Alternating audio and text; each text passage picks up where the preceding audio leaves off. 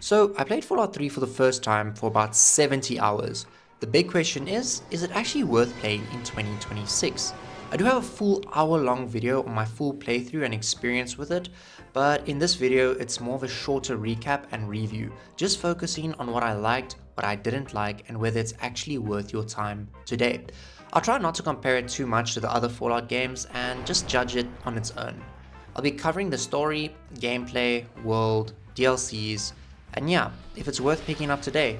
And if you do enjoy the video, please do consider liking and subscribing. The intro is honestly pretty good. Starting as a baby, growing up in Vault 101, it teaches you the mechanics naturally, and I think it does a pretty good job. It's still one of the more memorable openings in Fallout. The main story though, it's fine.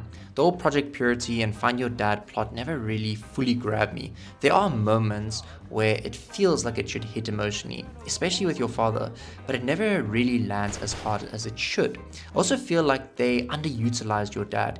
He could have been a companion, and I think things would have hit harder in that way, but it wasn't the case. The Enclave are cool visually, and it's kind of cool that you never really see them, only out in the open world sometimes. But as actual villains, they're pretty forgettable. By the end, I wasn't really invested in stopping them.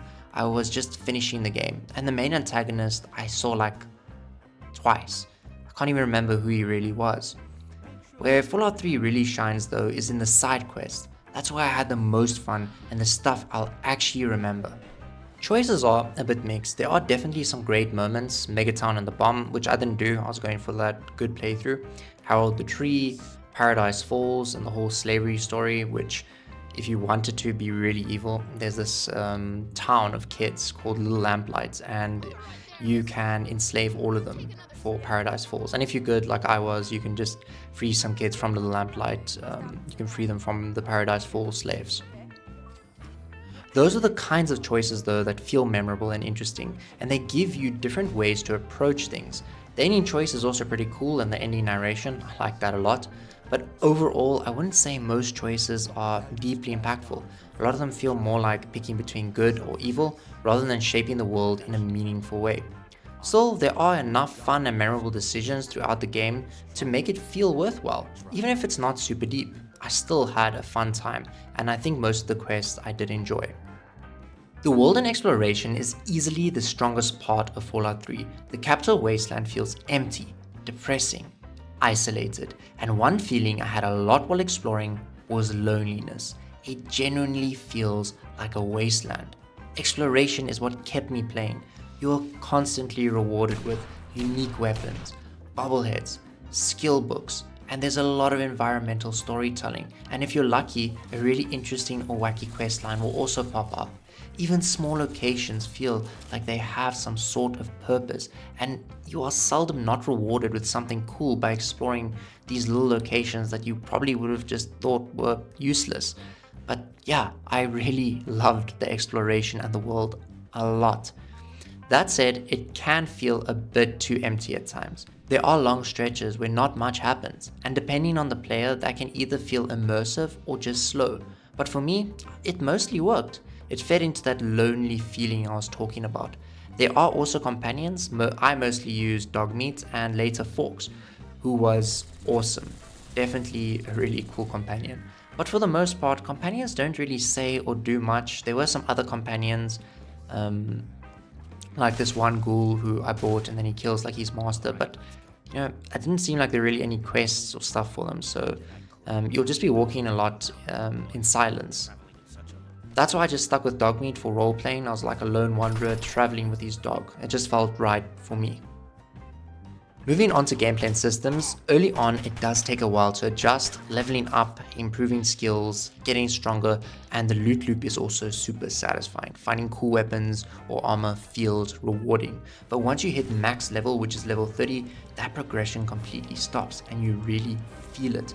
Sure, like the enemies are strong, and for a little bit afterwards it is fun, like the enemies are stronger and you know you can feel like all the skills that you've put into, and there is like a small payoff. But after that, there's no real point in playing because you're not leveling yourself up.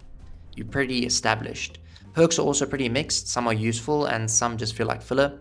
Skills do matter, especially for like dialogue and certain situations, which I liked. but they don't always feel very impactful across the whole game. You can kind of just save scum until it just kind of works on like a percentage until you get it right. The combat system is also probably one of the weaker parts. I know it's very old. It's just very black and white, good or evil. There's not much room for nuance. You can't really move in that gray area. And a lot of the decisions just feel less like role playing and more like picking a side. Moving on to combat has definitely aged. There's no way around it. Gunplay feels clunky, especially without being able to aim down sights, which is actually one of the first things I noticed when playing. But I still had a lot of fun with it, and I had some awesome moments.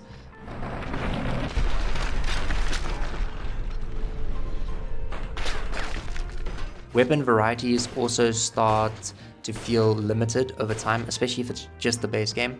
The DLCs definitely did add some cool weapon options, and yeah, that did help a lot. VATS basically carries the combat system, kind of sounding like IGN and giving it extra points just for being awesome. But yeah, sometimes it can be really cinematic, and without it, I think the game would definitely feel worse. And with it, the combat is still enjoyable, and it just makes it a bit smoother for me. But it does become repetitive after a while, and by late game I was using the same weapons most of the time and fights just started to blur together. It's definitely not terrible, but I definitely don't think it holds up that well.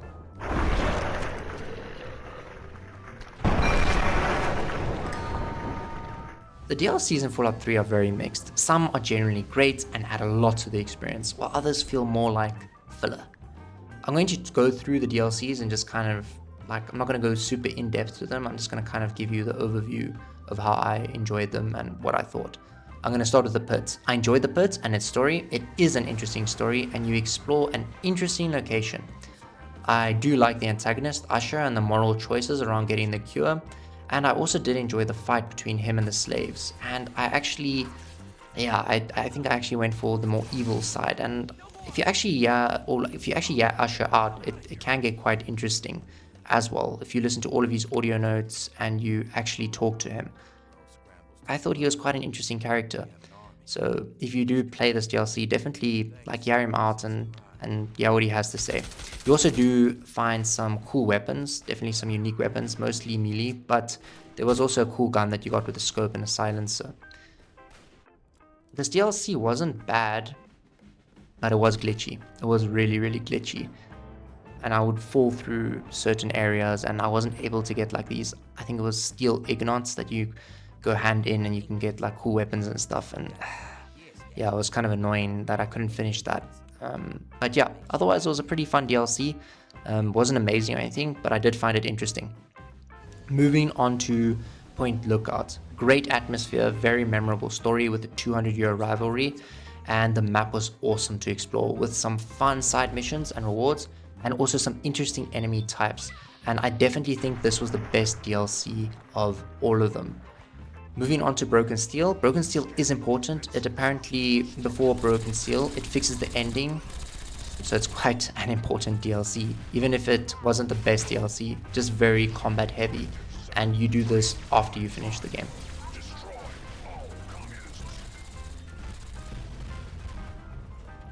Moving on to Mothership Zeta. It was fun. It had one of the most bizarre locations I've ever seen in a Fallout game, but it does get repetitive and starts feeling more like an FPS game.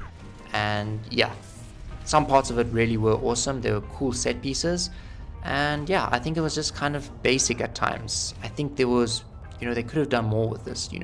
If you could have, sided with the aliens and maybe captured people from Earth for their, experiments. But this one was just very, kill the aliens, get it over with. It would have been cool if there was a bit more decision making in it. Kind of the same as what I was saying with Paradise Falls. It would have been really cool if you could have been evil in this one and actually been able to talk with the aliens. But anyway, moving on to the worst DLC. I don't even want to talk much about it. Operation Anchorage. It just feels like a generic shooter, taking out the best parts of Fallout for me, which is the exploration and looting and level progression. I low-key hated this DLC. I thought it was going to be some type of interesting stealth DLC. Nah, it wasn't. I'm not going to say more on it. Overall, most of them are worth playing, but not all of them are equal. Moving on to performance and aging, I played on Xbox Series S via backward compatibility, and overall it was pretty stable, no major crashes, but a lot of small glitches, visual bugs, getting stuck in places that I couldn't move and had to reload, and yeah, just like that weird, like those weird like NPC interactions that you get, that classic Bethesda magic. Nothing completely ruined the experience for me, but it adds up over time and it kind of weighs you down. I have heard that on other systems, performance can be worse. And yeah, the game has definitely aged. You feel it in combat especially, movement, and just general clunkiness. But depending on your tolerance for older games, it's still very playable. After about 70 hours, I did start to feel burnt out, mainly because progression stops at max level. And yeah, this I kind of did to myself. I kept playing like way after I had reached the max level, and there's just less incentive to keep going. Combat also gets repetitive, but what I think would have been better and what would have made me enjoy it more is if I just started a new character and made like a different build. I think I would have had a lot more fun than just taking my character and pushing through all these hours. But yeah, at that point, all that was keeping me going was exploring, finishing my last little bit of side quests and collecting unique weapons and testing them out. I was having fun. It was just, yeah, I was getting burnt out. Alright, time for the final verdict. So, is Fallout 3 worth playing in 2026? Yes, but with some expectations. If you're looking for a strong main story, good combat, deep, meaningful choices, you'll probably be disappointed. But if you want great exploration, atmosphere, unique side quests, and that classic Bethesda world design, then yeah, it's still worth it. The DLCs are also a big part of the experience, and like I said, they're very mixed. Some of them are genuinely great and add a lot to the game, while others feel more like filler or just weaker experiences. But overall, they do add more content and they are worth playing. Just don't expect every single one to hit the same. Operation Anchorage. The biggest thing to keep in mind is the age of the game. You will feel it in the combat, in the movement, and in some of the systems.